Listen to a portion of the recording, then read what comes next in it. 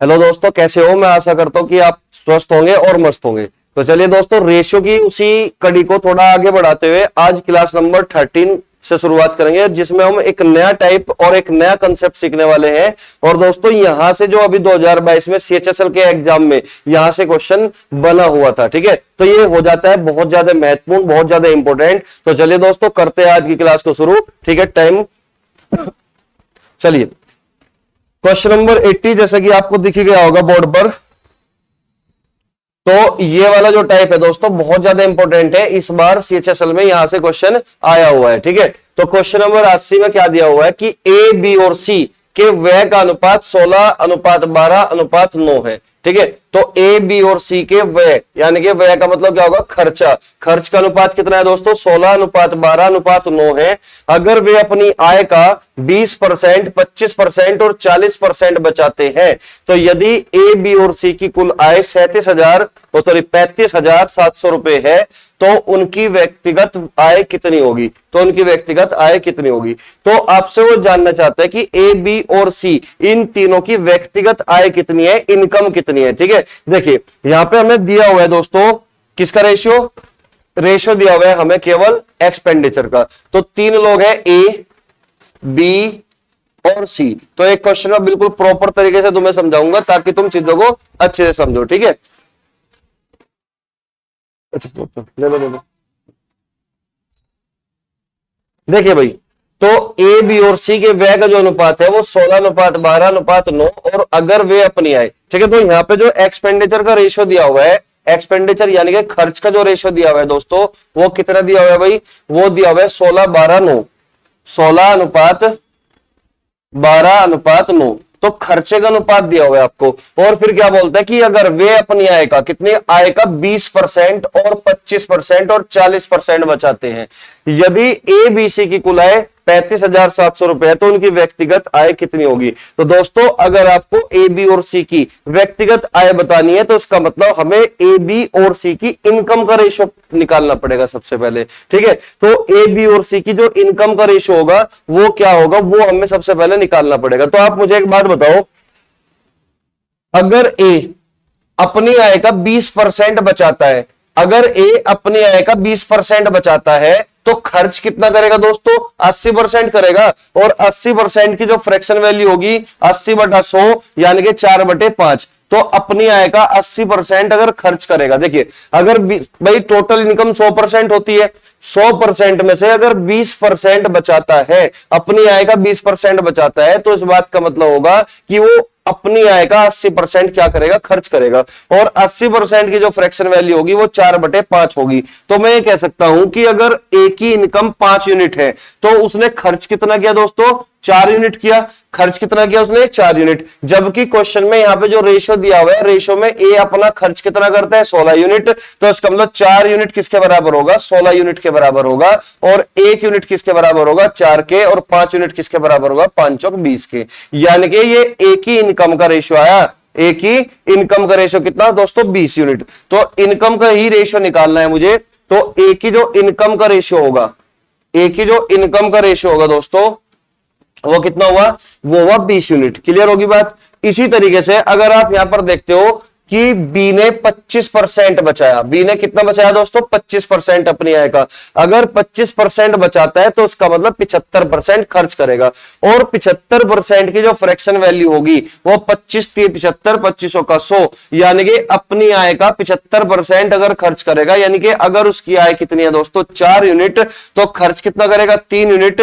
जबकि क्वेश्चन में यहां पे कितना दिया हुआ है कि 12 यूनिट खर्च करता है, तो 3 यूनिट किसके बराबर होगा? 3 यूनिट 12 के बराबर होगा, 1 यूनिट 4 के बराबर होगा, और 4 यूनिट 16 के बराबर होगा। तो इसका मतलब जो बी की इनकम आई वो कितनी आई दोस्तों? वो बी की इनकम है कितनी? 16 यूनिट। इसी तरीके से हम निकाल सकते हैं कि सी की इनकम का रेशियो क्या होगा। भाई अगर सी अपनी इनकम का 40%, अगर सी अपनी इनकम का 40%, अपनी आय का 40% बचाता है, तो इसका मतलब वो अपनी आय का 60% खर्च करता होगा। और 60% अगर खर्च करता है तो 60% की फ्रैक्शन वैल्यू 20 3 60, 20 5 100, यानी कि मैं ये कह सकता हूं कि अगर सी ने 5 रुपए कमाए तो 5 में से कितना खर्च करेगा?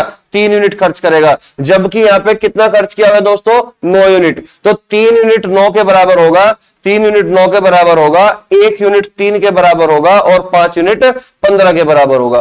तो इसका मतलब ये हुआ कि जो सी की इनकम का रेशियो आया वो कितना है दोस्तों, 15 यूनिट। क्लियर हुई बात? ठीक है, ये पहला क्वेश्चन में 3 क्वेश्चन कराऊंगा इसी टाइप से, क्योंकि ये बहुत ज्यादा इंपॉर्टेंट है, यहां से क्वेश्चन बनने की बहुत ज्यादा संभावना हो जाती है, जिस तरीके से इस बार सीएचएसएल के एग्जाम में यहां से क्वेश्चन आया हुआ है। ठीक है दोस्तों, तो इसलिए मैं 3 क्वेश्चन लेकर आया हूं और तीनों ही क्वेश्चन जबरदस्त है। ठीक है, देखिए, तो इसलिए पहला क्वेश्चन जो होगा क्वेश्चन नंबर 80 इस टाइप का, तो मैं बिल्कुल प्रॉपर तरीके से समझा रहा हूं। अगले क्वेश्चन पे हम समझेंगे कि हमें करना कैसे होता है अगर हमें जल्दी करना है क्वेश्चन को। ठीक है, देखिए, तो हमने यहां से क्या निकाल लिया मेरे भाई, एक्सपेंडिचर का रेशियो क्वेश्चन में दिया हुआ है, इनकम का रेशियो 20:16:15, यानी कि ए अगर 20 यूनिट कमाता है तो बी 16 यूनिट कमाएगा और सी 15 यूनिट कमाएगा। तो इनकम का रेशियो आ चुका हमारा। ठीक है, इनकम का रेशियो आ चुका।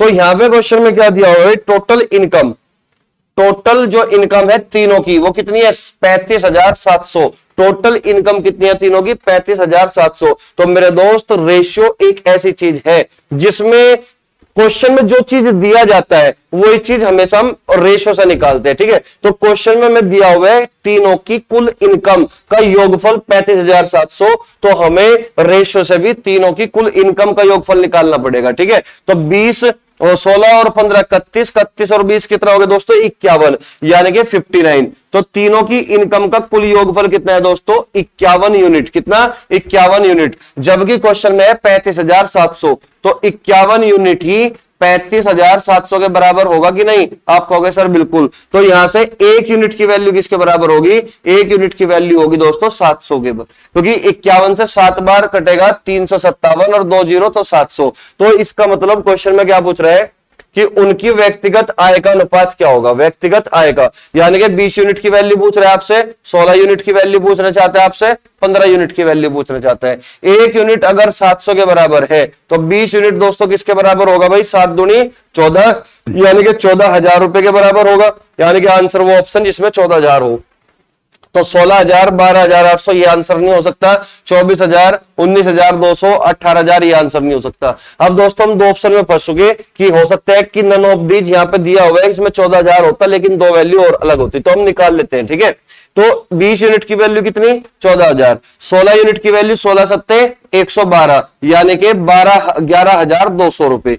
15 यूनिट की वैल्यू कितनी होगी दोस्तों, 15 सत्ते 105, यानी कि 10,500 रुपए, 10,500 रुपए। तो आंसर कौन सा हुआ दोस्तों, ए ऑप्शन। ठीक है, बहुत आसान क्वेश्चन था, इस तरीके से आपको क्वेश्चन को करना था। अगर क्वेश्चन में आपको इनकम का योगफल दिया हुआ है तो ये बात समझ लीजिए कि आपको इनकम का रेशियो निकालना ही निकालना पड़ेगा। क्लियर हुई बात? ठीक है, देखिए स्क्रीनशॉट ले सकते हो आप इसका।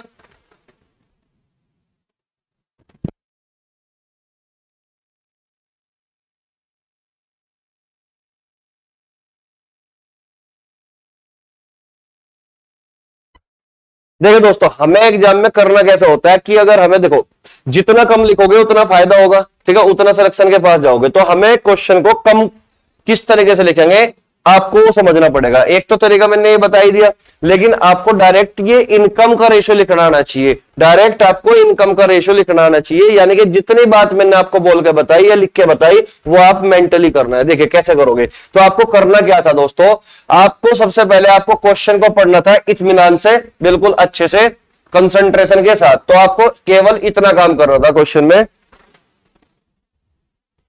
देखिए ए, बी और सी इनके खर्च का अनुपात 16, 12, 9। अगर वे अपनी आय का 20%, 25% और 40% बचाते हैं। देखिए अगर खर्च का अनुपात दिया दोस्तों तो यहां पे क्या देगा, बचाने की बात करेगा। अगर बचत का अनुपात दिया तो दोस्तों यह खर्च की परसेंटेज देगा। ध्यान रखना इस बात को। अगर हमारे पास व्यय का अनुपात होगा तो परसेंटेज वैल्यू किसकी देगा, खर्च की देगा और उसकी बचत की देगा। और अगर हमारे पास बचत का रेशियो होगा, किसका रेशियो, बचत का रेशियो होगा, तो परसेंटेज वैल्यू हमेशा खर्च की देता है। ये टाइप है दोस्तों। ठीक है, तो यहां पे हमें करना क्या है, यदि ए, बी और सी की कुल आय 35,700 रुपए, तो उनकी व्यक्तिगत आय ज्ञात करो। तो उनकी व्यक्तिगत आय ज्ञात करो। तो व्यक्तिगत आय तब तक नहीं निकाल सकते दोस्त जब तक हमारे पास ए, बी और सी इन तीनों की इनकम का रेशियो ना हो, और हमें इसी को निकालना है दोस्तों। हमें क्या निकालना है? इनकम का रेशियो ही निकालना है। बस इस पे फोकस करना है हमें, केवल इनकम के रेशियो पे, ठीक है। इनकम पर फोकस कर रहे हैं केवल, ठीक है। तो इनकम का रेशियो निकलेगा कैसे, उसको डायरेक्ट निकालना आना चाहिए। अब देखिए कैसे। आप मुझे एक बात बताओ, देखो ये सारी कैलकुलेशन आपको मेंटली करनी है। अगर 20% बचाता है तो इस बात का मतलब 80% खर्च किया, और 80% की फ्रैक्शन वैल्यू 4/5, यानी कि 4 यूनिट की वैल्यू 16 है, 4 यूनिट की वैल्यू 16 है, 1 यूनिट की वैल्यू 4 है, तो 5 यूनिट की वैल्यू 20 होगी। इसका मतलब एक ही इनकम कितनी आई दोस्तों? 20। इतनी चीज हमें डायरेक्ट करनी थी, मेंटली करनी थी, ठीक है। अगर 25% बचाता है, अगर 25% बचाता है तो इसका मतलब 75% खर्च करेगा, और 75% की जो फ्रैक्शन वैल्यू होगी दोस्तों वो 3/4 होगी। 3/4 यानी कि 4 रुपए में से 3 रुपए खर्च कर दिए, लेकिन यहां पे कितने कर दिए दोस्त? 12। तो 3 यूनिट 12 के बराबर, 1 यूनिट 4 के बराबर, तो 4 यूनिट 16 के बराबर नहीं हुआ है भाई? 4 यूनिट 16 के बराबर नहीं हुआ क्या? इसी तरीके से आपको यहां देखना है कि अगर 40% बचाता है तो 60% खर्च करेगा, और 60% की फ्रैक्शन वैल्यू क्या होगी दोस्तों? 3/5 होगी, और 3 यूनिट 9 के बराबर होगी, 1 यूनिट 3 के बराबर, 5 यूनिट 5 3 15 के बराबर। तो ये चीज आपको डायरेक्ट लिखनी आनी चाहिए, बस मैं ये कहना चाहता हूं, ठीक है। तो 20, 16 और 15 इन तीनों का योगफल कितना आया दोस्तों? 51 यूनिट, जबकि क्वेश्चन में टोटल योगफल कितना दिया हुआ है भाई? टोटल योगफल दिया हुआ है 35,700। 35,700, तो 1 यूनिट की वैल्यू दोस्तों 700, 1 यूनिट की वैल्यू दोस्तों 700, और 20 यूनिट की वैल्यू 14,000, 16 सत्ते 112 यानी कि 11,200, 15 यूनिट की वैल्यू 15 सत्ते 105 यानी कि 10,500 रुपए। बस आपको इतना सॉल्यूशन करना है एग्जाम में, ठीक है। ये सारी चीजें आपको मेंटली सोल्व करनी पड़ेगी अगर तुम जल्दी सिलेक्शन लेना चाहते हो, ठीक है। तो चलिए नेक्स्ट क्वेश्चन की ओर बढ़ते हैं भाई। क्वेश्चन नंबर 81 2018 सीजीएल मेंस के एग्जाम में आया हुआ है दोस्तों। तो सीजीएल मेंस को देख के ये मत समझना कि बहुत टफ क्वेश्चन होगा, क्योंकि एग्जाम के अंदर हर टाइप का क्वेश्चन आता है, आसान भी, इजी भी, मतलब आसान भी, मॉडरेट भी और टफ भी, ठीक है। तो ये आसानी क्वेश्चन है, कोई ज्यादा बड़ा क्वेश्चन नहीं है, ठीक है। देखिए करना कैसे है इसको।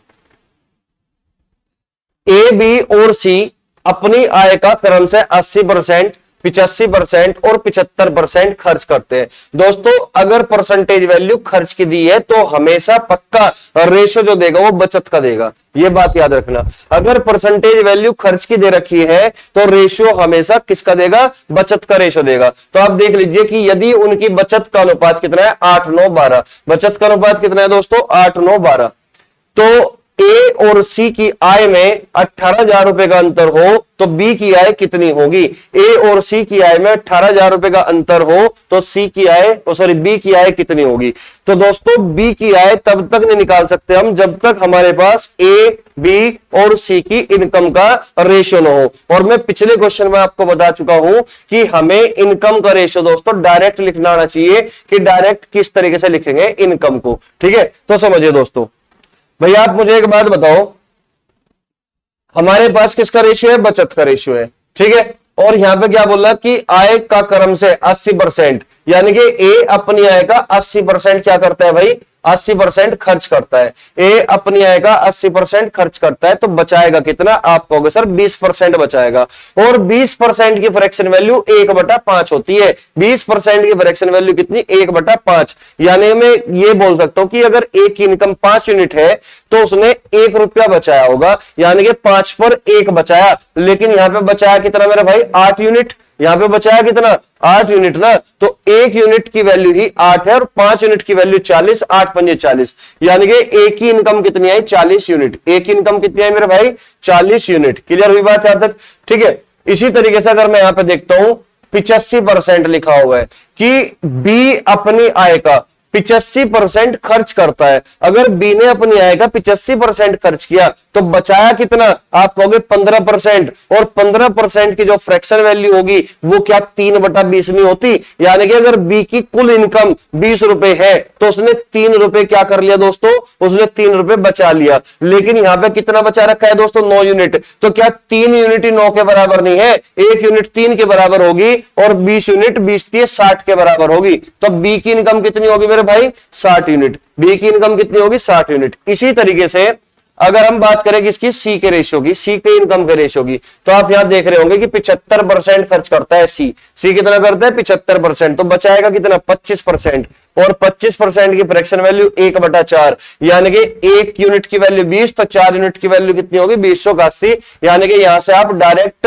ए बी सी की इनकम का रेशियो निकाल सकते हो। इसको जब सिंप्लीफाई करोगे तो 20 दूनी 40, 20×3 60 और 20/80, तो तीनों की इनकम का रेशियो आ चुका 2:3:4। जैसे कि क्वेश्चन में दिया गया है, क्वेश्चन में क्या दिया हुआ है भाई, क्वेश्चन में दिया हुआ है कि ए और सी की आय में 18,000 रुपए का अंतर है, तो बी की आय कितनी होगी। तो आप मुझे एक बात बताओ, अगर ये ए और ये बी और ये सी की इनकम का रेशियो है, तो ए और सी की आय में कितने का अंतर है, ए की इनकम कितनी, 2 यूनिट, सी की इनकम कितनी दोस्तों, 4 यूनिट, तो दोनों की इनकम में कितना अंतर है दोस्तों, आप कहोगे सर 2 यूनिट, तो 2 यूनिट की वैल्यू किसके बराबर है भाई, 18,000 रुपए के बराबर। तो 1 यूनिट की वैल्यू किसके बराबर होगी, 9,000 के बराबर। और आपसे जानना चाहता है कि बताइए बी की इनकम क्या होगी, तो बी की इनकम है 3 यूनिट, 1 यूनिट की वैल्यू 9,000, तो 3 यूनिट की वैल्यू 9×3 27,000 नहीं होगी। तो आप कहोगे सर यही आंसर है, इसका मतलब आंसर क्या हुआ दोस्तों, 27,000,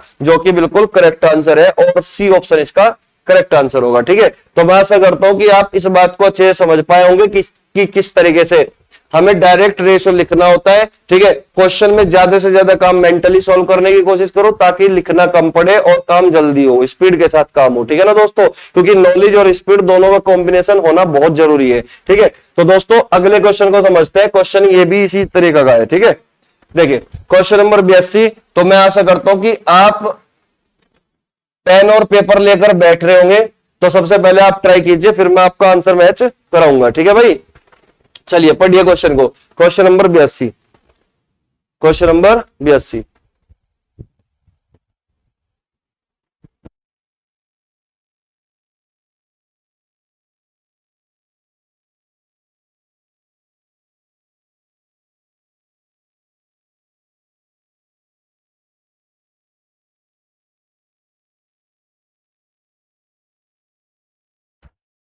तो भाई कर लिया होगा क्वेश्चन, कोशिश तो की होगी।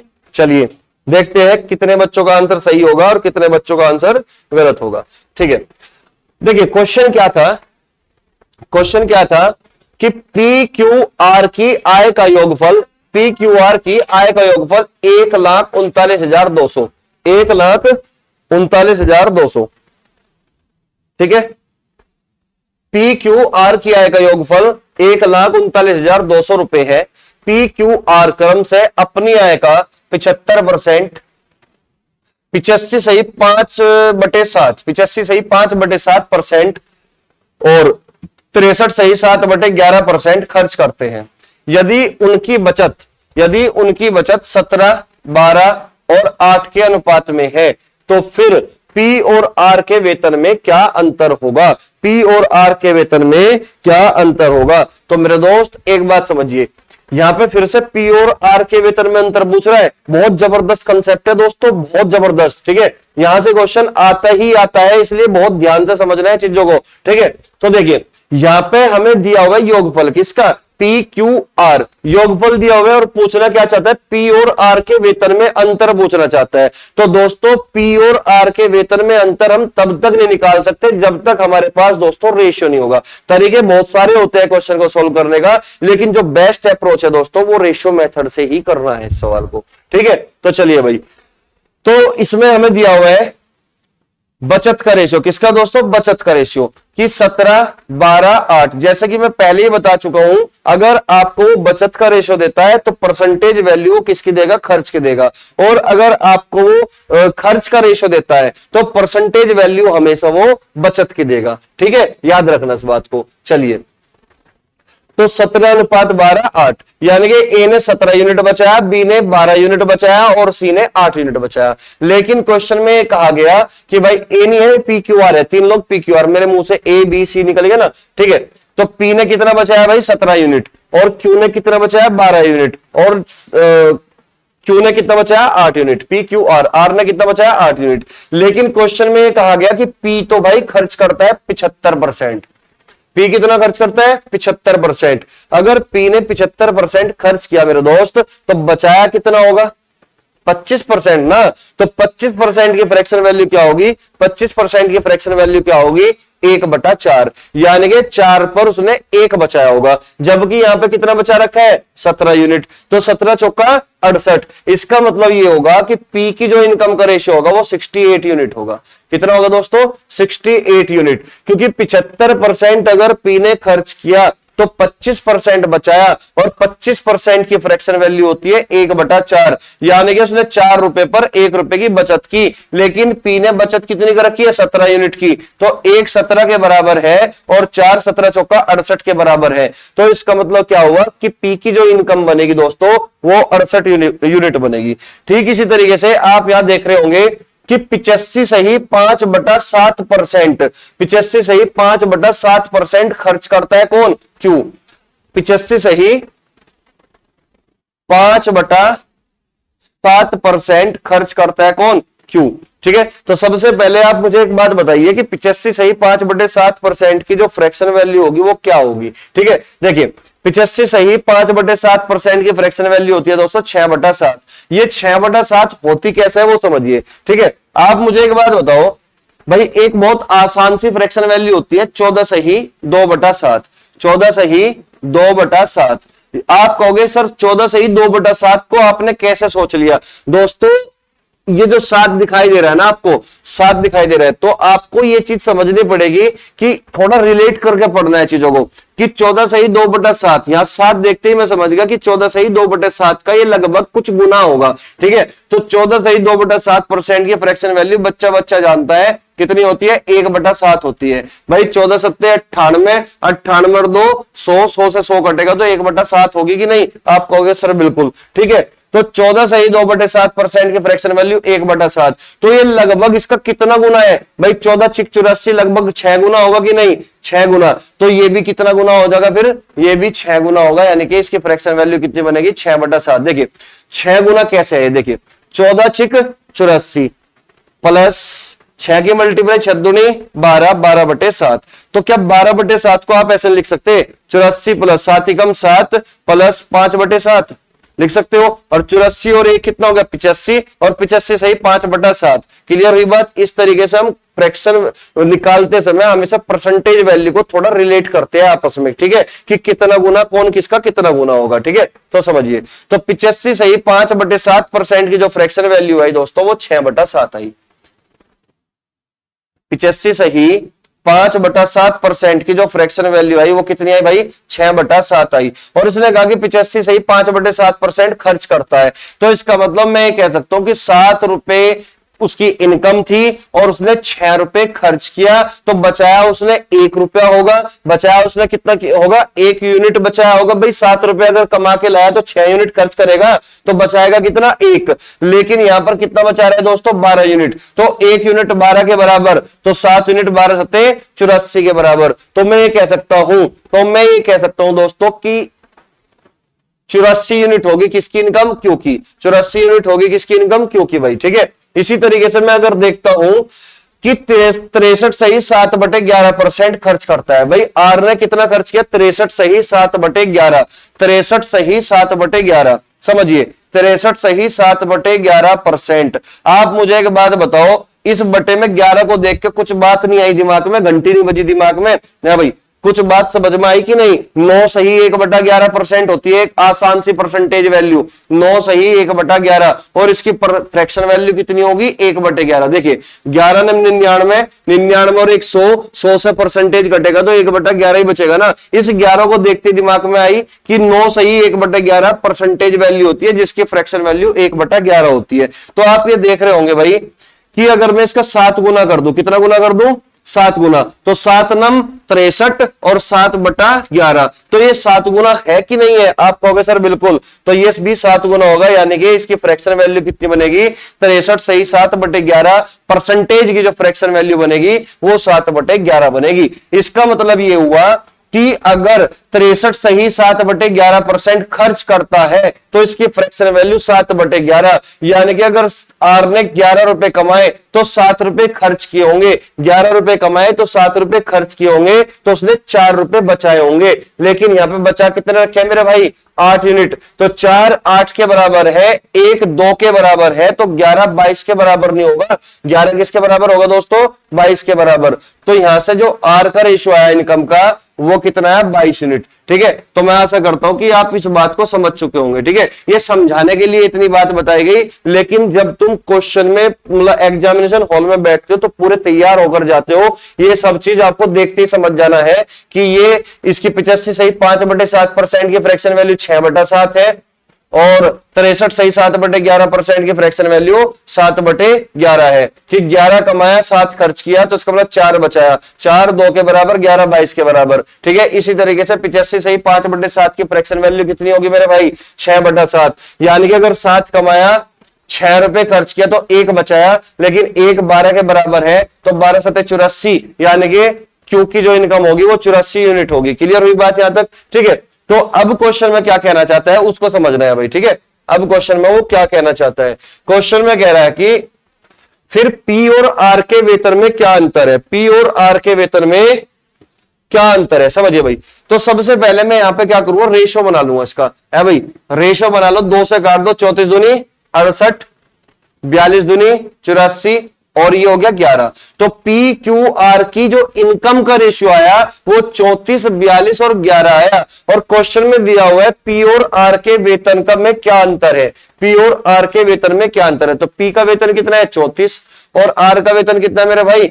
11। तो 34 और 11 में डिफरेंस कितना होगा? 34 और 11 में डिफरेंस होगा 23 का, यानी कि आपसे वो 23 यूनिट की वैल्यू जानना चाहता है। कितना यूनिट की?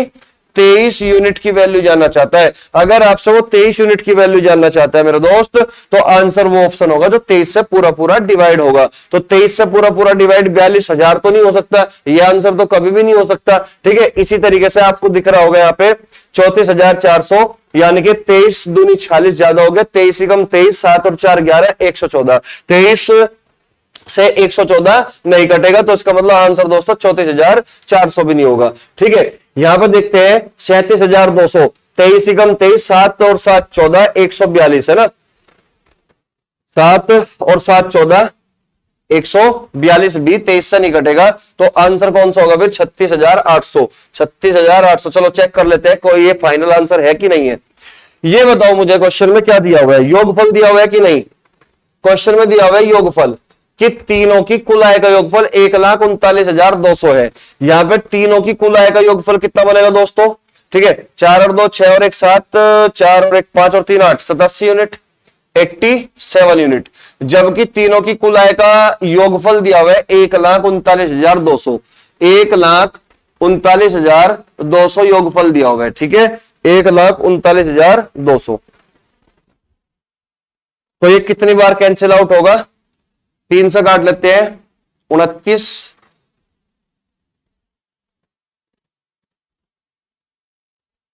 पंजे 145 ज्यादा हो गया, 29 का 116।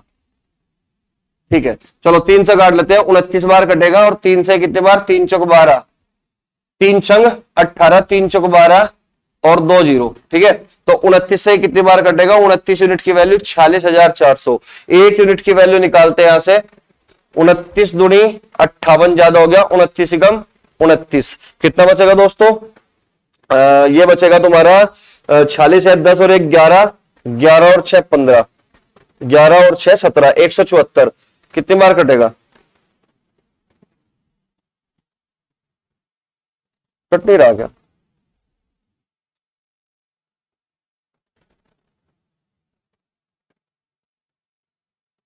पंद्रह सौ, 1600, सही है कैलकुलेशन। 1600 बार नहीं करना चाहिए। 36 18, 16 3 48, 4, 16 दूनी 32, 32 और 4 कितना हो गया? 36, 368, 36,800 सही है, ठीक है। 1600 बार, तो भाई 1 यूनिट की वैल्यू कितनी आ गई 1600, तो 23 यूनिट की वैल्यू कितनी होगी 1600 यानी कि 36,800 रुपए, 36,800 रुपए, ठीक है, 36,800 रुपए। चलिए नेक्स्ट क्वेश्चन की ओर बढ़ते हैं भाई, ठीक है। Question number 83।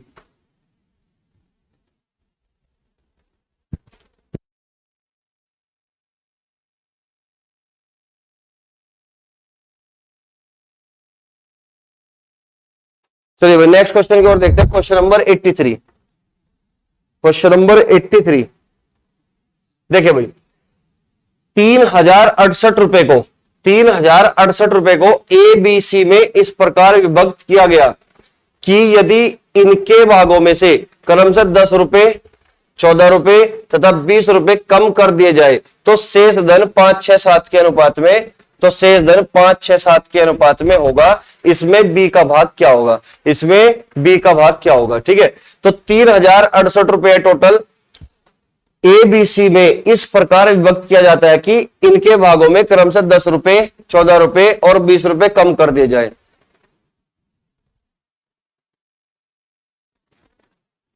ठीक है, 10 रुपए, 14 रुपए और 20 रुपए कम कर दिए जाए, तो 10 और 20, 30, 40, 44, 44 रुपए कम कर दिया जाए टोटल, तो शेष धन 5, 6, 7 के अनुपात में हो जाता है। तो कम करने के बाद जो रेशो बनेगा वो 5, 6, 7 का बनेगा। कम करने के बाद जो रेशो बनेगा वो बनेगा 5:6:7, ठीक है। इसमें बी का भाग क्या होगा, तो आपसे पूछना ही चाहता है कि बी का भाग क्या होगा,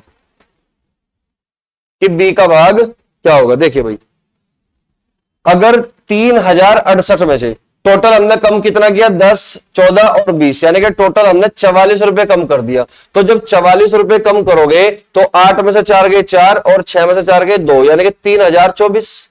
तो शेष धन कितना बचा 3,024, यानी कि टोटल 44 रुपए कम करने के बाद टोटल जो धन बचेगा वो 3,024 बचेगा। और इसी का कह रहा है कि वो रेशो क्या हो जाएगा 5:6:7। तो टोटल जो धन होगा दोस्तों, टोटल धन ये किसके बराबर होगा 3,024 के बराबर होगा, ठीक है।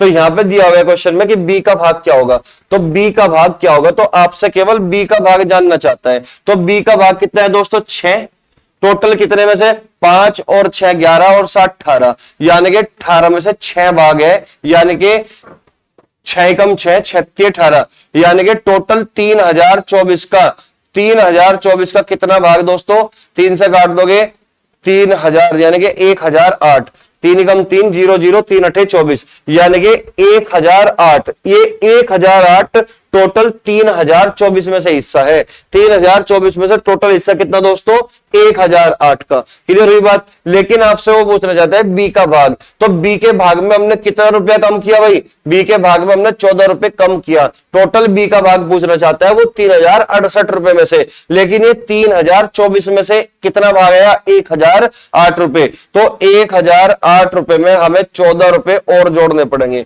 14 रुपए और जोड़ने पड़ेंगे, तब जाके आपका आंसर कितना होगा 1,022 रुपए। क्लियर हुई बात, ठीक है। तो आंसर हुआ दोस्तों बी ऑप्शन, ठीक है 1,022, ठीक है। तो आशा करता हूं कि ये बात आप समझ चुके होंगे। क्वेश्चन नंबर 84, क्वेश्चन नंबर 84 भी कुछ इसी तरह का है। देखिए 1,470 रुपए को एबीसी में इस प्रकार वितरित किया गया है कि प्रत्येक के भाग में 50 रुपए कम कर देने पर उनके भागों का अनुपात 1:3:2 रह जाता है। तो सी द्वारा प्राप्त धन क्या होगा, तो सी द्वारा प्राप्त धन क्या होगा। समझिए दोस्तों, भाई 50 ए के हिस्से में से कम किए, 50 बी के हिस्से में से, 50 सी के हिस्से में से, टोटल हमने 150 रुपया कम किया। तो 150 रुपया 1,470 में से कम करोगे ना, तो जब 150 रुपया कम करोगे दोस्तों कितना बचेगा 1,320 रुपए बचेगा, 1,320 रुपए। तो आपसे जानना चाहता है कि सी द्वारा प्राप्त किया गया धन, सी द्वारा प्राप्त किया गया धन, तो सी द्वारा प्राप्त किया गया धन कितना होगा 2 यूनिट। तो 2 यूनिट सी के द्वारा प्राप्त किया गया। टोटल कितने में से 3 2 5 और 1 6, 6 में से 2 3 6, यानी कि 1/3 निकालना है आपको इसका, किसका 1,320 का। 1/3 करोगे तो 440, 3 चौक 12, 3 चौक 12 440। लेकिन प्रत्येक के समय से 50 रुपए कम किए गए तो 50 रुपए और ऐड करने हैं, तो इसका मतलब क्या होगा 490 रुपए, 490 रुपए आंसर, ठीक है। देखिए हमने कुछ नहीं किया इस क्वेश्चन में, केवल और केवल आपको ये काम करना है। टोटल धन 1470 रुपए दिए हुए तीनों के, ए बी और सी के, ठीक है। उसके बाद ये कह रहा है कि प्रत्येक केस से मतलब 50 कम कर देने के बाद जो रेशियो बनेगा वो 1:3:2 बनेगा। तो 50 टोटल 150 रुपए कम किया, कितना है दोस्तों 1320। 1320 का जो रेशियो बनेगा वो 1:3:2 बनेगा। तो मैं 1320 में से निकाल लूंगा कि सी को कितना मिला। 1320 में से सी को कितना हिस्सा मिला, तो सी को मिला मेरे भाई 2 यूनिट। टोटल कितना है, टोटल है 6 यूनिट, यानी कि 6 में से 2 हिस्सा यानी कि 1/3। तो टोटल 1320 का 1/3 कितना है 440, यानी कि टोटल 1320 रुपए में से सी का हिस्सा आया 440। लेकिन 50 रुपए पहले भी कम किए गए थे, तो 50 रुपए और ऐड कर दोगे तो 490 आया, किसमें से 1470 रुपए में से सी का हिस्सा कितना पड़ेगा 490 पड़ेगा। क्लियर हुई बात यहां तक, ठीक है। तो चलिए नेक्स्ट क्वेश्चन की ओर बढ़ते हैं, क्वेश्चन नंबर 85, ठीक है। पढ़िए भाई क्वेश्चन को, ये इंपॉर्टेंट क्वेश्चन है 85। 15,525 रुपए की राशि को सुनील, अनिल, जमील के बीच बांटा गया है। अगर 22 रुपए, 35 रुपए और 48 रुपए क्रम से उनके शेयरों से कम हो जाते हैं तो उसकी शेष रकम 7:10:13 के अनुपात में होगी। यदि उनके मूल शेयरों में क्रम से 16 रुपए, 77 रुपए और 37 रुपए जोड़ दिए जाए तो उनको प्राप्त राशि का अनुपात क्या होगा। ठीक है दोस्तों, तो ये है तो सेम इसी तरह का सवाल, लेकिन थोड़ा सा कैलकुलेटिव है, ठीक है। तो समझिए भाई करना कैसे है।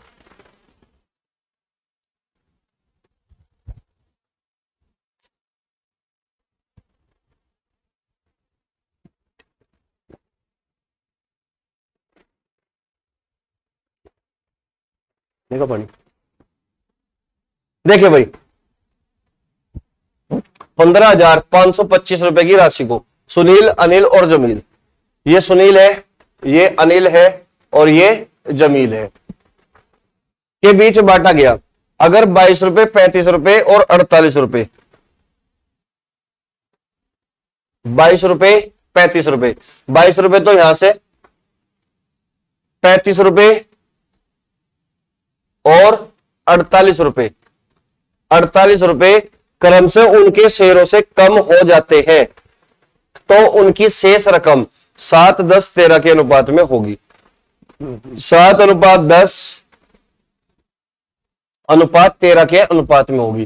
तो 7:10:13 के अनुपात में दोस्तों तब होगी ये रकम अगर मैं 15,525 रुपए में से प्रत्येक केस में से 22, 35 और 48 रुपए घटा देता हूं। तो टोटल घटाने के बाद कितना होगा भाई, 22 और 35, 22 प्लस 35 प्लस 48, टोटल हो गया 8 और 5 13, 3 2 5, यानी कि टोटल हो गया 105 रुपए।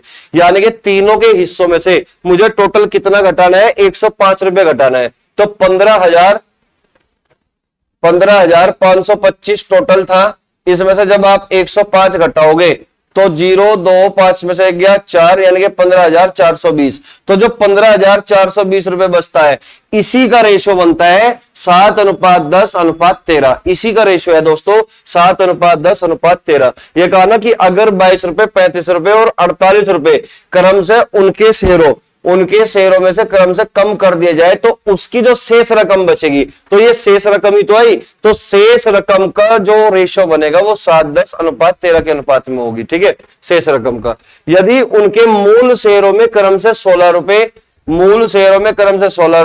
77 रुपए और 37 रुपए जोड़ दिए जाते हैं तो उनको प्राप्त राशि का अनुपात क्या होगा। तो सबसे पहले हमें मूल शेयर निकालने पड़ेंगे, इनके इनिशियल जो प्रारंभिक में सुनील, अनिल और जमील के हिस्से में पैसा आया होगा 15,525 में से, वो मूल शेयर निकालना पड़ेगा। ठीक है, तो आप ये बताइए भाई, यहाँ पे 7 और 10 17 और 13 कितना हुआ टोटल 30 यूनिट। तो यानी कि टोटल धन तीनों का कितना बना 30 यूनिट, जबकि यहाँ पे है कितना दोस्तों 15,420। तो 1 यूनिट की वैल्यू होगी 3 पंजे 15, 3 एकम 3, ठीक है, 3 चौक 12। तो 1 यूनिट की वैल्यू कितनी होगी दोस्तों 514 रुपए।